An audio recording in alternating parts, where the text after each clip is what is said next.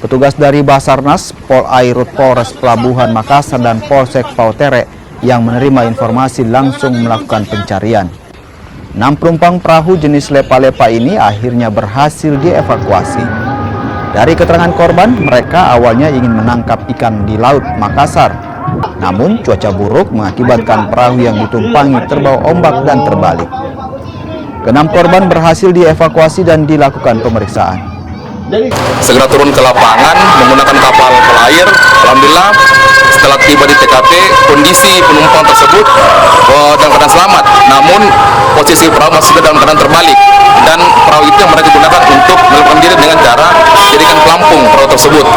Kemudian dari pihak Basarnas evakuasi ke-6 orang tersebut dalam keadaan selamat naik di kapalnya, selanjutnya dibawa dari TKP menuju ke Pelabuhan Pautere Makassar. Dan kondisi keseluruhan penumpang 6 orang alhamdulillah dalam keadaan selamat